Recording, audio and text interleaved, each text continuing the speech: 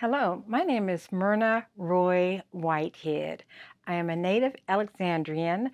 I was born and raised and lived here. My first home was 1003 Montgomery Street, and then subsequently moved to 923 North Henry Street, where I remained until I finished college and got married.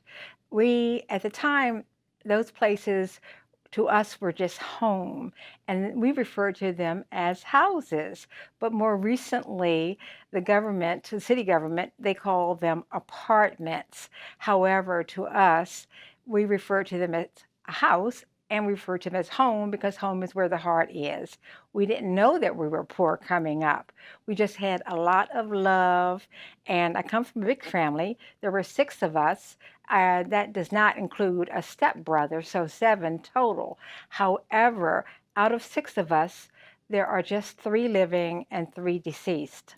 My history to Alexandria is, again, I was educated in the public schools, Charles Henry Elementary, then Parker Gray High School.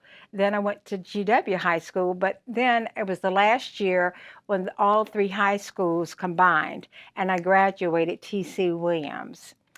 What I remember most about this place, the Alexandria Library, is that I considered this place home for 2 years. I worked here as a page and then subsequently as a part-time office clerk. And I have a funny tale about that. As a page, when I would walk through the library, I had an injury to my left ankle that had not healed properly. So it would go click, click, click. And whoever was in the library would look up and they would look at me, and I just scatter on because I tried to tiptoe, knowing that it was a quiet environment. However, that was just something that I had to live with. And subsequently, years later, that little click, click, click turned out to be an Achilles heel injury that had calcified my bone. So I had that operated on, and I'm fine. But when I think about those times when I was trying to tiptoe through the library as a page, it brings fond memories. And two of the people that used to work here, I think her name was Helen Crone, and I don't know Miss Hopkins' first name. But then I remember two of my coworkers, Dawn, forgive me, I don't remember your name, and another page, Eileen Gomsey. Yes, those names and those years that I worked here bring fond memories. I now live in Arlington, Virginia. My siblings, the ones that are living, one is in Woodbridge and one is down in Virginia, King George, Virginia. But the bottom line is Alexandria was home, and in my heart, it will remain home forever. Oh, I know another thing too. Had it not been for the teachers in the Alexandria school system, particularly, I like to point out Miss Ardelia Hunter. She was firm, but she was very encouraging. And I know Miss Hunter was funny because I remember one time we had a May Day. Back at the time, I went to Charles Houston, which was an all-black elementary school. And every year we had a May Day. And I was in May Day and I was supposed to participate in this dance, a group dance. So that day I was in the 6th grade and I really thought I was grown, and I wore stockings to school. Miss Hunter asked me, what do you think you're doing? And I said, well, I'm going to participate in May Day. She said, no, you're not. So she sent me home, and luckily school was only like a block and a half away.